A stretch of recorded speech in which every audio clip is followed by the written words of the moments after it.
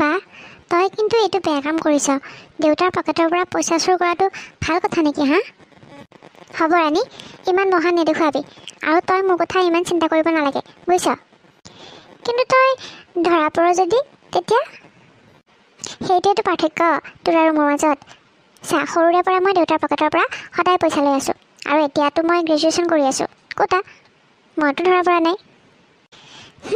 বাৰু ঠিক আছে, কিন্তু আজি যদি দেউতাই মোক সোধে মই কিন্তু কৈ দিম তই লৈছ বুলি। চা ৰাণী, মোক পইচা চুৰ কৰা কোনে দেখিছে? তই। গতিকে তইও চোৰ ময়ো চোৰ। আৰু মই দেউতাই যদি সোধে তেতিয়া ক'ম, দেউতা, ৰাণীয়ে মোক তোমাৰ পকেটৰ পৰা পইচা চুৰ কৰিব কৈছে। কেনেকুৱা লাগিল হা? মোৰ এক্টিং কেনেকুৱা লাগিল ক? গতিকে তই মনে মনে থকাটোৱে ভাল হ'ব, বুজিছ? বাহ, তই কিন্তু বহুত বেয়া কাম কৰি আছ, বহুত বেয়া, বুজিলি? হ'ব দে, এতিয়া মুখখন বন্ধ কৰি থোৱা তোৰ, নহ'লেতো মই কেনেকুৱা এক্টিং কৰোঁ তইতো জানই। মই গালি নাখাওঁ, তইহে গালি খাবি, বুজিছ? এয়া হ'ল মেঘা আৰু ৰাণী। মেঘা ঘৰখনৰ ডাঙৰ ছোৱালী, তাই বহুত চালাক আৰু চতুৰ।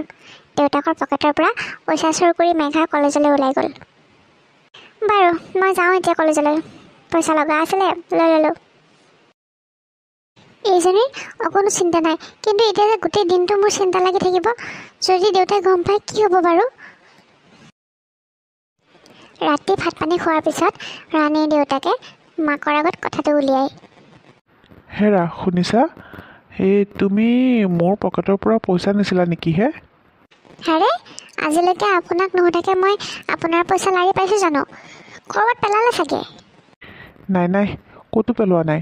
মোৰ ভালদৰে মনত আছে, মই পইচাখিনি পকেটত থৈ গা ধুবলৈ যাওঁতে নোহোৱা হৈছে।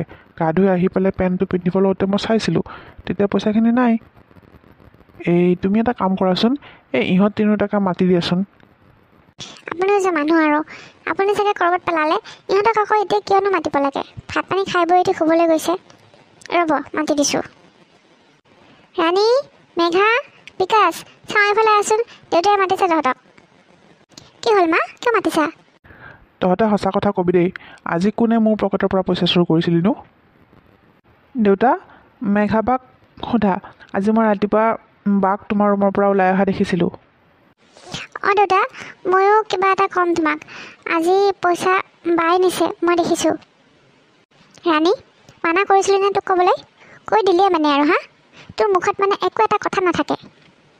দেউতা, তোমাৰ মনত আছেনে কেইদিনমান আগত যে মাৰ বেমাৰ হৈছিলে, আৰু মাৰ বেমাৰ হোৱা তেতিয়া মই ভাবিছিলোঁ যে মাৰ যেতিয়া বেমাৰ ভাল হ'ব তেতিয়া মই দুখীয়া মানুহ কেইজনমানক কিবা খুৱাম বুলি।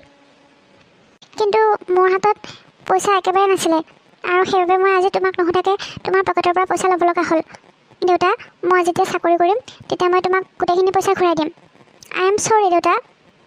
অঁ, হয় নেকি মাজনী? মোৰ ছোৱালীজনী ইমান ভাল ভাল কাম কৰি ফুৰে। দে হ'ব দে, একো নাই দে। আৰু এনেকুৱা যদি কিবা কামৰ বাবে তোক পইচা লগা থাকে তেতিয়াহ'লে মোক কবি, বুজিছ? মই এনেকুৱা ভাল কামৰ বাবে তোক সদায় পইচা দি থাকিম, বুজিলিনে? এনেদৰে মেঘাই সদায় ঘৰত মহান হোৱাৰ এক্টিং কৰি থাকে। মেঘাৰ এইবোৰ কাম মাক দেউতাকে একো গম নাপায় বাবে তাইৰ গুণ গাই থাকে, আৰু এনেদৰে মেঘাই তাইৰ নিজৰ ভায়েক ভনীয়েকক নিজৰ কণ্ট্ৰলত ৰাখি থয়। এনেদৰে লাহে লাহে সময়বোৰ যাব ধৰিলে, আৰু মেঘায়ো গ্ৰেজুৱেশ্যন কমপ্লিট কৰিলে। মা, চাওঁ এইফালে আহাচোন, তোমাৰ লগত কথা অলপ আছে মোৰ। গৈছোঁ চাহ একাপ বনাই আছিলোঁ। ক, কি হ'ল? মা, মই কোম্পানী এটাত ইণ্টাৰভিউ দিছোঁ, আৰু মোক কালি মাতিছে। কিন্তু মেঘা, আমাৰ ঘৰৰ ছোৱালী হৈ তই চাকৰি কৰিবলৈ যাব নালাগে, তাতে কোম্পানীত। মা, এইটো আকৌ কেনেধৰণৰ কথা ক'লা তুমি? বৰদেউতাৰ ছোৱালী ৰীমাই দেখোন ইমান চুটি চুটি কাপোৰ পিন্ধি ফৰেনত ঘূৰি আছে, তেতিয়াতো কাৰো একো আপত্তি নাই। কিন্তু এতিয়া মই ঘৰৰ পৰা কোম্পানীলৈকে চাকৰি কৰিবলৈ ওলোৱা দেখি তোমালোকৰ সন্মান যাব নেকি হা? কোৱা। মই সেইবোৰ নাজানো মেঘা, আৰু এই কথাখিনি তই মোৰ আগত যি কলি, দেউতাৰ আগত কিন্তু ফুলতো এইবোৰ নলিয়াবি না, নহ'লে কি হয় ঘৰত একো ঠিক নাই, বুজিলি? মা, চোৱা, মই যেতিয়া এবাৰ ভাবিছোঁ চাকৰি কৰিম বুলি, গতিকে মোক তোমালোকে কোনেও ৰখাব নোৱাৰা। মই চাকৰি কৰিমেই, কৈ থলোঁ। কি হ'ল? কি নোকোৱাৰ কথা কৈছা মোক? আৰু মেঘা, তোৰ কি হ'ল আকৌ? তই যেনেকৈ মন মাৰি আছ? হেৰি, একো হোৱা নাই, যাওক আপুনি, মুখ হাতকেইটা ধুই লওক, মই চাহ একাপ বনাওঁগৈ। দেউতা, মই চাকৰি কৰিব বিচাৰোঁ। আজিকালি ভাল ঘৰৰ ল'ৰাই পঢ়া শুনা চাকৰি কৰা ছোৱালীহে বিচাৰে। বাকী বিয়াৰ পিছত কাম কৰিব দিয়ে নিদিয়ে সেইটো পিছৰ কথা, কিন্তু চাকৰি কৰা ছোৱালীকহে ভাল ঘৰৰ মানুহে বোৱাৰী হিচাপে বিচাৰে। মোৰ যে লগৰ বান্ধৱী অংকিতা, তাইৰ বিয়াখন হওঁতে ভাঙি থাকিল চাকৰি নথকাৰ বাবে। ইমান ভাল ল'ৰা আহিছিলে কিন্তু বিয়া নকৰালে। গতিকে তোমালোকেও যদি এনেকুৱা হোৱাটো বিচৰা তেনেহ'লে হ'ব, মই চাকৰি নকৰোঁ, কিন্তু পিছত মোৰ বিয়া নহ'লে কিন্তু মোক দুখ নিব নোৱাৰিবা তোমালোকে। দে হ'ব দে, যাবি দে, কিন্তু মোৰ এটা কথা শুনি ল। চাকৰি কৰিবি হয় ঠিকেই, কিন্তু সন্ধিয়া হোৱাৰ আগে আগে যাতে ঘৰ সোমাওহি, মোৰ সেইটোৱে কথা, বুজিলি? হ'ব দেউতা, তুমি চিন্তা নকৰিবা। এনেদৰে মেঘাই জিদ কৰি চাকৰিত জইন কৰিলে। এনেদৰে প্ৰায় 2 বছৰমান পাৰ হৈ গ'ল। ঠিক আছে হ'ব দিয়া, তেনেহ'লে কালি অফিচত লগ পাম। দিয়া ৰাখিছোঁ দিয়া এতিয়া। দিয়া হ'ব দিয়া। মেঘা, তোৰ লগত অলপ কথা আছিলে আমাৰ। মা দেউতা তোমালোক দুটা ইয়াতে? কোৱা কি কথা আছিলে? মাজনী, এঘৰ বৰ ভাল মানুহৰ ঘৰৰ পৰা তোলৈ বিয়াৰ প্ৰস্তাৱ আহিছে। ল'ৰাটোৰ নাম ৰাহুল, সি ইঞ্জিনিয়াৰ কাম কৰে। কিন্তু দেউতা, মা, তোমালোকে জানা দেখোন মই বেলেগ এজন ল'ৰাক ভাল পাওঁ বুলি, আৰু মই তাৰ বাহিৰে বেলেগৰ লগত বিয়া নহওঁ। এইটো কথাটো তোমালোকে গম পোৱা ন? তাৰপিছতো আকৌ মোলৈ বিয়াৰ প্ৰস্তাৱ আনিছা। মাজনী, তাৰমানে তই আমাৰ কথা নুশুন, তই মানে এতিয়া সেই ল'ৰাটোৰ লগতে বিয়া হবি। মা, মই 2 বছৰৰ পৰাই তাৰ লগত ৰিলেশ্যনশ্বিপত আছোঁ। মই যদি বিয়া হওঁ তেতিয়াহ'লে সেই ল'ৰাটোৰ লগতে হ'ম, বেলেগৰ লগত নহওঁ। আৰু এইটো কথা তোমালোকে ভালকৈ জানা, ইমান দিন আগৰ পৰা মই তোমালোকক কৈছোঁ এইটো কথা। এতিয়া আকৌ মোলৈ বিয়াৰ প্ৰস্তাৱ কিয় আনিছা কোৱাচোন? নাই, মই বেলেগৰ লগত বিয়া নহওঁ, মই ৰক্তিমৰ লগতে বিয়া হ'ম। চা মাজনী, ময়ো তোক বিয়া হ'বলৈ কোৱা নাই এই ল'ৰাটোৰ লগত, মাত্ৰ তই এবাৰ তাৰ প্ৰফাইলটোতো চাই ল। মই তোৰ মোবাইলতে ল'ৰাটোৰ প্ৰফাইলটো পঠাই দিছোঁ, আৰু মানুহঘৰ বৰ ভাল, সেইকাৰণে এবাৰ চাই ল, ভাবি চিন্তি তই মোক জনাবি। তাৰপিছত তোৰ যি সিদ্ধান্ত হয় সেই সিদ্ধান্ত মতে আমি কৰিম, বুজিলি? এতিয়া তোৰ মোবাইলত মই দিছোঁ, চাই ল এবাৰ। হেৰা, ব'লা, তাই ডাঙৰ হৈছে এতিয়া, কিছুমান সিদ্ধান্ত তাইৰ ওপৰতো এৰি দিয়া ভাল। তাই নিজে জনাব তাই কি ঠিক কৰে। দেউতাও যে আৰু কাম নাই মানে, তথাপি চাই লওঁ এবাৰ বাৰু, চাবলৈ দিছে যিহেতু। মেঘা, এই ৰাহুলৰ লগত বিয়া হ'লেতো মই ৰাণী হৈ থাকিব পাৰিম ৰে। ক'ত ৰাহুল আৰু ক'ত মোৰ সেই বয়ফ্ৰেণ্ড? ৰাহুলৰ তুলনাত মোৰ বয়ফ্ৰেণ্ডটোতো এটা ভিক্ষাৰী হয়। নাই, মই ৰিলেশ্যনশ্বিপটোক বাদ দিব লাগিব। এই ৰাহুলৰ লগতে মোৰ বিয়া হ'ব। বাহিৰত গৈ কান্দি দেউতাক কওঁ, দেউতা, মই তুমি কোৱা ল'ৰাটোৰ লগতে বিয়া হ'ম। দেউতা, মই তোমালোকৰ সন্মানৰ কাৰণে মোৰ ভাল পোৱাক মই আজিৰ পৰা ত্যাগ কৰিলোঁ। দেউতা, ত্যাগ কৰিলোঁ। আৰু কথামতে কাম। মেঘাই দেউতাকে দি থৈ যোৱা ৰাহুলৰ প্ৰফাইলটো মোবাইলত চাই পেলাই ইমান ধনী ঘৰৰ ইমান ধুনীয়া ল'ৰা দেখা পাই তাই নিজৰ 2 বছৰীয়া প্ৰেম ত্যাগ কৰি দেউতাকে চাই দিয়া ৰাহুলৰ লগত বিয়াত বহিল। বিয়া সম্পন্ন হৈছে, আয়তীসকলে এটা উৰুলি দিব দেই।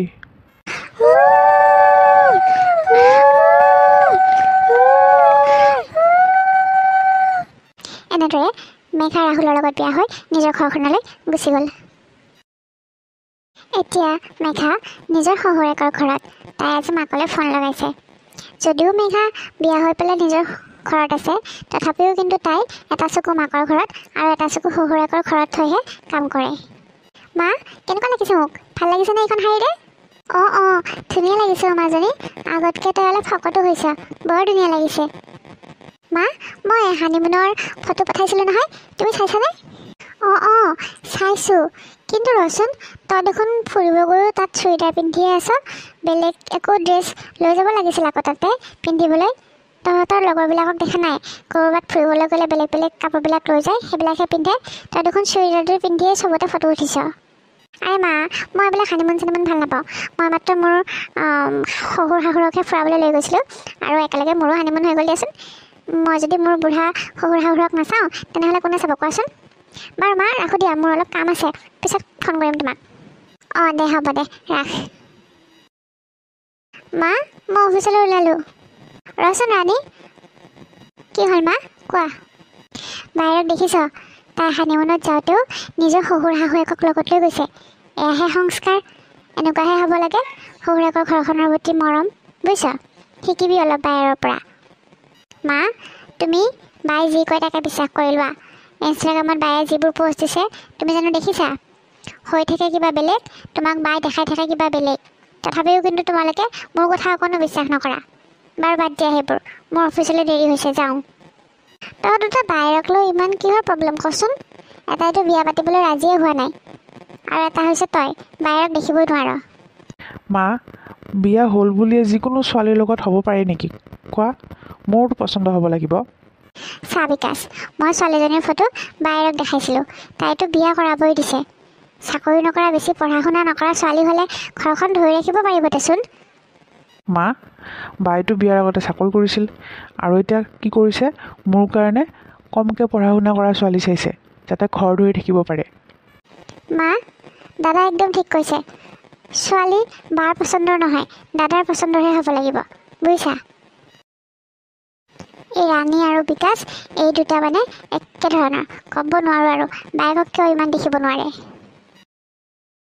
এই ল'ৰাটোৰ মানে কেতিয়া ছোৱালী পচন্দ হ'ব নাজানো দেই যিমান কেইজনী ছোৱালী দেখালোঁ এজনীও পচন্দ নহয় তাৰ হ'ব দিয়াচোন মা যাৰ বিয়া য'ত লিখা আছে তাতহে হ'ব তোমালোকে মিছাই ইমান টেনশ্যন লৈ আছা এই ৰ তই সৰু নহয় ঘৰৰ সকলোতকৈ তই মনে মনে থাক আৰু তই খালি দাদাৰ হৈয়ে মাত দিব আহিছ মনে মনে থাক এতিয়া বাহিৰে আহিব বাহিৰে আহি যি সিদ্ধান্ত লয় সেয়ে হ'ব কিন্তু মই কৈ থ'লোঁ বিকাশ তই কিন্তু বাহিৰে যি কয় তাকে কৰিব লাগিব সেইটো আৰু কথা হ'ল নেকি মা বায়ে যি ক'ব মই তাতে হাঁ ক'ব লাগিব মোৰতো পচন্দ অপচন্দৰ কথা আছে মোৰ পচন্দ লাগিলেহে মই বিয়া কৰাম এনেই মই নকৰাওঁ কৈ থ'লোঁ কিন্তু ময়ো মই আহি গ'লোঁ তোৰ কথাই পাতি আছিলোঁ সোনকালে ইয়াৰ মূৰটো ঠাণ্ডা কৰহি তাৰ ছোৱালী পচন্দ নহয় বুজিছ তই এতিয়া কি কৰ কৰ মাজনী বৰ আকৌ থিয় হৈ থাকিবিনে হ'ব দিয়া কথাখিনি আগতে পাতি লওঁ তাৰপিছতো বহিম বাৰু হেৰা তোমাৰ সুপুত্ৰক কৈ দিয়া এই দুজনী ছোৱালীৰ ভিতৰত যিকোনো এজনীক পচন্দ কৰিবলৈ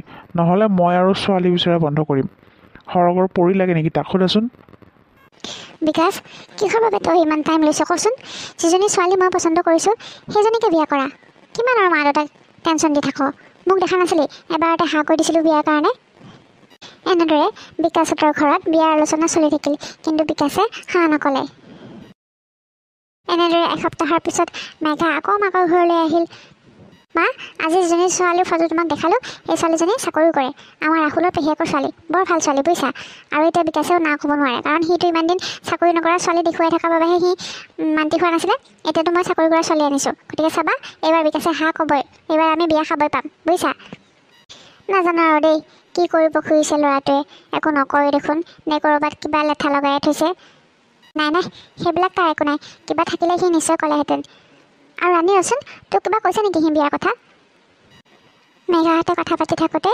বিকাশে ছোৱালী এজনীক বিয়া কৰাই ঘৰ পালেহি কি হ'ল মা মোক চোক কিবা কৰি দিলা যে মা এয়া সুকন্যা মই আজি মন্দিৰত তাইক বিয়া কৰাই আনিলোঁ তোমালোকক বোৱাৰীলৈকে কৰি আছিলা নহয় আৰু মোৰ পচন্দৰ কথা সুধি আছিলা মোৰ পচন্দ এয়া সুকন্যা মোৰ পত্নী তোমালোকৰ বোৱাৰী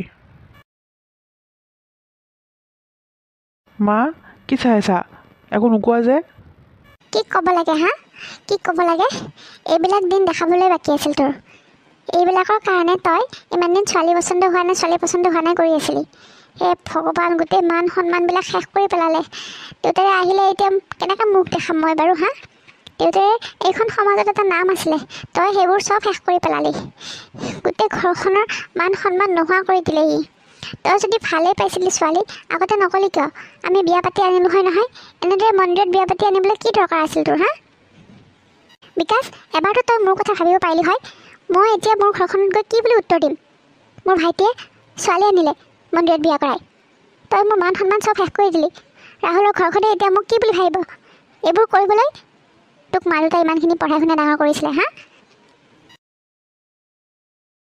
তেনেহ'লে বন্ধু বান্ধৱীসকল আপোনালোকে ভাবিছে চাগে ভিডিঅ'টো আধাতে শেষ কৰিলে বুলি হয় ভিডিঅ'টোৰ পিছৰ খণ্ডটো চাবলৈ আপোনালোকে কিছুদিন অপেক্ষা কৰিব লাগিব এই ভিডিঅ'টোৰ বিকাশহঁতৰ লগত কি হয় বা মেঘাহঁতে বিকাশৰ লগত কি কৰে ঘৰত থাকিবলৈ দিয়ে নে নিদিয়ে সেইবোৰ জানিবলৈ হ'লে আমি ভিডিঅ'টোৰ পিছৰ খণ্ডটোলৈ অপেক্ষা কৰিব লাগিব তেতিয়াহ'লে আজিলৈ আহোঁ ধন্যবাদ আৰু যদি আজিৰ ভিডিঅ'টো চাই আপোনালোকে ভাল পালে তেনেহ'লে লাইক শ্বেয়াৰ কমেণ্ট কৰাৰ লগতে মোৰ চেনেলটো ছাবস্ক্ৰাইব আৰু হাইপ কৰি দিব।